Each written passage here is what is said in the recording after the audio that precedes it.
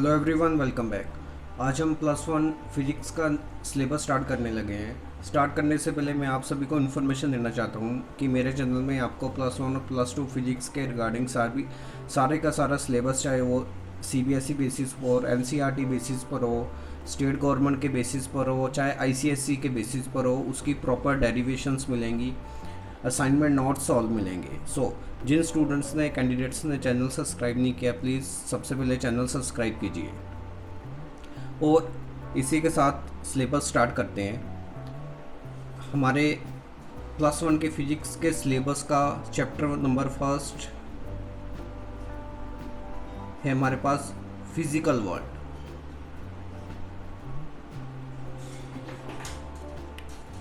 First chapter is physical world.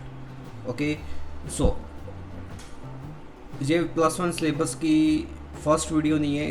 इससे पहले मैंने मैथमेटिकल टूल्स जो हम फिजिक्स में यूज़ कर सकते हैं उसके रिगार्डिंग 3 और 4 वीडियोस अपलोड की है चैनल में। जिन स्टूडेंट्स ने वो वीडियो नहीं देखी, ऊपर आई बटन पर और डिस्क्रिप्शन बॉक्स में सभी का लिंक है, वो आप देख सकते हैं। आपके लिए काफ़ी हेल्पफुल रहेगी कि मैथमेटिक्स जैसे इंटीग्रेशन, डिफरेंशिएशन, बेसिक रूल हम कैसे यूज़ कर डेरिवेशन सॉल्व कर सकते हैं। सबसे पहले वो वीडियो ज़रूर देखें। फिज़िकल वर्ल्ड में देखें हम फिजिक्स का क्या रोल है। सबसे पहले हम पढ़ें साइंस के बारे में। 10th के बाद कई स्टूडेंट्स आर्ट्स की तरफ जाते हैं, कई साइंसेस, कई कॉमर्स की तरफ जाते हैं। आर्ट्स क्या होता है? आर्ट्स हमारी अपनी डेवलपमेंट है। मींस कोई स्टूडेंट पेंटिंग में अच्छा हो सकता है, कोई फिलोसफर अच्छा हो सकता है। वो कैंडिडेट की अपनी एबिलिटी है उसको डेवलप करने की।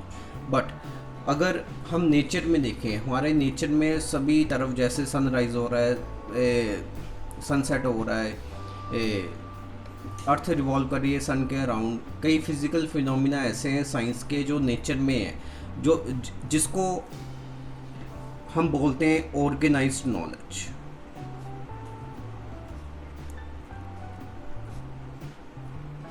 ऑर्गेनाइज्ड नॉलेज किसकी? नेचर की। इस ऑर्गेनाइज्ड नॉलेज को नाम दिया गया है साइंस का।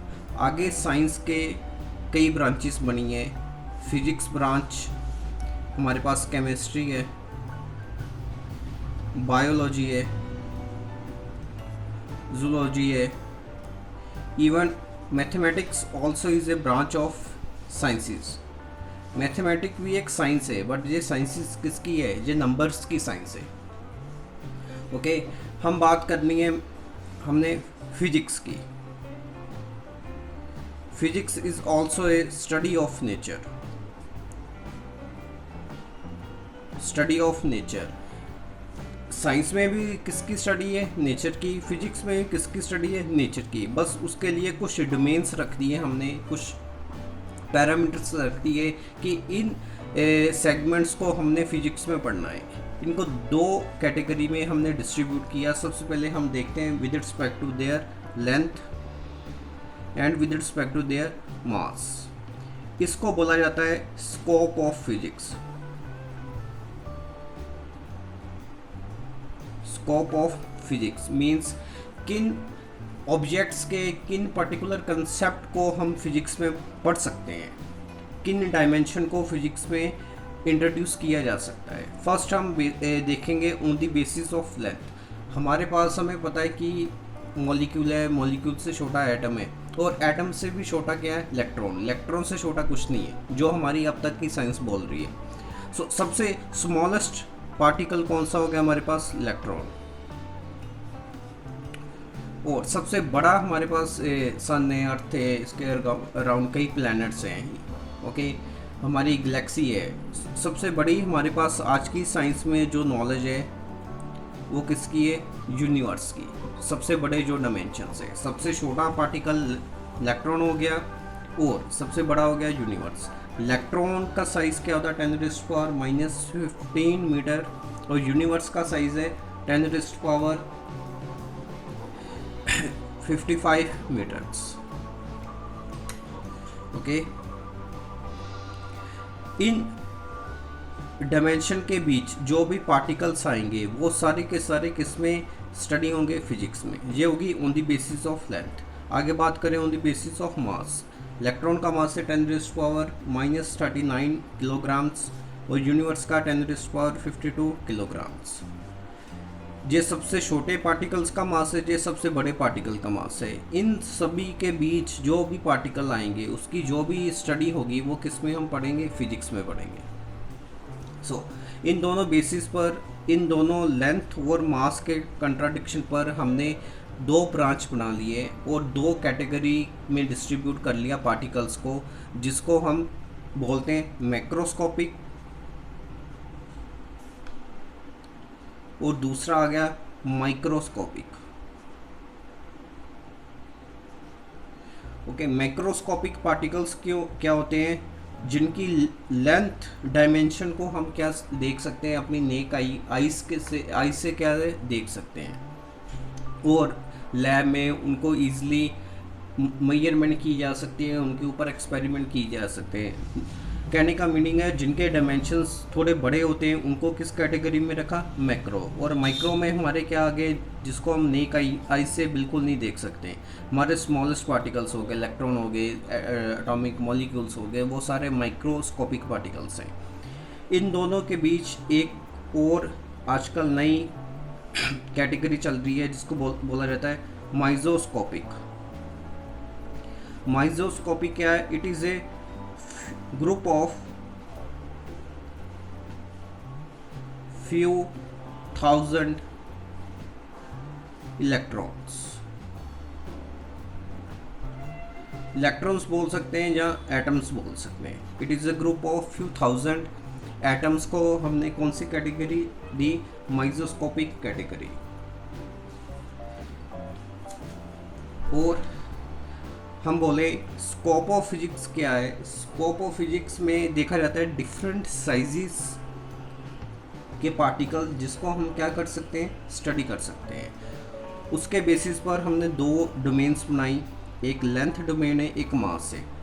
लेंथ के केस में ये इलेक्ट्रॉन और का सबसे साइज छोटा है और यूनिवर्स का सबसे बड़ा है। सेम एज फॉर मास, सबसे छोटा मास है इलेक्ट्रॉन का और सबसे बड़ा मास है यूनिवर्स का। अगर इलेक्ट्रॉन से छोटा कोई भी पार्टिकल हमारे पास आता है वो फिजिक्स में अभी नहीं स्टडी किया गया। ये होगी हमारी स्कोप ऑफ फिजिक्स।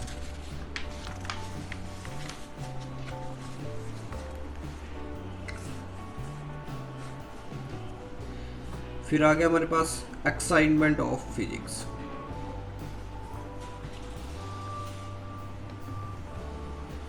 इससे क्या मीनिंग है, एक्साइटमेंट ऑफ फिजिक्स। हम नया जब एरोप्लेन में बैठते हैं हम एक्साइटेड होते हैं कि हम एरोप्लेन में ट्रैवल कर रहे हैं। नया मोबाइल, नई टेक्नोलॉजी हमारे हाथ आती है, वी गेट एक्साइटेड।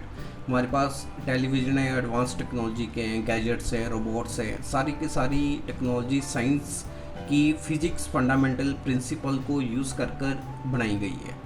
जितनी भी इन्वेंशन होती है उसमें फिजिक्स के प्रिंसिपल्स को, उसकी डेरिवेशन को बेसिस बनाकर, उसके लॉस को फॉलो कर इन्वेंशन की जाती है। सो हम बोल सकते हैं physics is a fundamental study of science. इसका क्या मीनिंग है, मीन्स फिजिक्स के लॉस को, प्रिंसिपल को यूज़ कर हम दूसरी ब्रांचेस साइंस की बना सकते हैं। हम कैसे देख सकते हैं, हम देखें फिजिक्स का relation, physics with chemistry. Physics का केमिस्ट्री के साथ रिलेशन देखें। केमिस्ट्री में हम सबसे छोटे पार्टिकल्स, छोटा कंसेप्ट क्या पढ़ते हैं, atomic number, chemical bonding. Chemical bonding, अगर केमिकल बॉन्डिंग स्टडी करनी हो, अगर हमारे पास इलेक्ट्रोस्टैटिक फोर्स के बारे में ही नहीं हमें पता तो हम केमिकल बॉन्डिंग डिस्कस कर ही नहीं सकते। सबसे पहले इलेक्ट्रोस्टैटिक फोर्स का कंसेप्ट फिजिक्स में आया था। फिर हमने एक्स रेज देखी, फिजिक्स में स्टडी की। एक्स रेज की हेल्प से हम क्या कर सकते हैं, एटम का स्ट्रक्चर देख सकते हैं, एटम स्ट्रक्चर हम देख सकते हैं।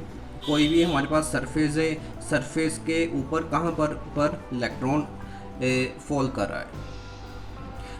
एक्सरेज भी एटम के को स्टडी करने में काफ़ी हेल्पफुल रही है। और आगे बढ़ते जाएं, एक्सरे की हेल्प से हमारे पास एक और ब्रांच बनी है जिसको नाम बोला गया है स्पेक्ट्रोस्कोपी। स्पेक्ट्रोस्कोपी के बेसिस पर हम क्या करते हैं, अलग अलग एलिमेंट की केमिकल बॉन्डिंग के बारे में देख सकते हैं, उनका स्ट्रक्चर देख सकते हैं। सो बेसिक प्रिंसिपल फिजिक्स के यूज़ हुए केमिस्ट्री को समझने के लिए। इन सभी की हेल्प से हमने क्या बनाए, अलग अलग गैजेट्स बनाए, अलग अलग मशीन्स बनाई, रोबोट्स बनाए। ओके, हमारे पास कई तरह की XRD मशीन्स हैं, स्मॉल माइक्रोस्कोपिक पार्टिकल को डिस्कस करने के लिए। फिर हम देखते हैं physics with medical. Okay, physics with medical. हम मेडिसिन में, हम हॉस्पिटल्स में जाएं, छोटे से छोटा ट्रीटमेंट देखें, उसके लिए हमें कोई भी ऑपरेशन करना हो, कुछ भी करना हो, हमें किसकी ज़रूरत पड़ती है, मशीन की ज़रूरत पड़ती है। इवन कि छोटे से छोटा हमने टेस्ट भी करवाना है, ओके, चाहे हमारा CT स्कैन होना हो, ओके, CT स्कैन, MRIs होनी हो। CT स्कैन के ऊपर क्या होता है, इलेक्ट्रिक फील्ड क्रिएट होती है। इलेक्ट्रिक फील्ड की हेल्प से हम क्या करते हैं, स्कैन करते हैं। और MRI में क्या देखते हैं, हमारे पास क्या होती है, मैग्नेटिक फील्ड। सो इवन कि इन दोनों मशीन्स में भी किसका कंसेप्ट यूज़ हो रहे हैं, फिजिक्स के हो रहे हैं। एक में इलेक्ट्रिक फील्ड जनरेट हो रहा है, एक में मैग्नेटिक फील्ड हो रहा है। मेडिकल साइंसेस की जितनी भी मशीन्स बनी हैं वो फिजिक्स के प्रिंसिपल को यूज़ कर कर ही बनी है, जिससे हम मेडिकल साइंस क्या होगी, बहुत इजी होगी। डिसीज़ को एनालाइज करना और ज़्यादा इजी हो गया। सो प्रोसेस कहाँ से शुरू हुआ, फिजिक्स के रूल्स और फंडामेंटल्स उठाए और ब्रांच को समझने में हमारी क्या हुई, काफ़ी हेल्पफुल रहे। यहाँ तक हो गया फिजिक्स का क्या रोल है। Physics is also a study of nature और it is also a fundamental study of this science. इस वीडियो में हम यहाँ तक ही देखते हैं कि फिजिक्स का साइंस में क्या रोल है। इससे नेक्स्ट वीडियो में हम बेसिक जो हमारे पास फोर्स हैं, नेचर में जो फोर्स एक्सर्ट करती हैं, उसके बारे में डिस्कस करेंगे। Thank you.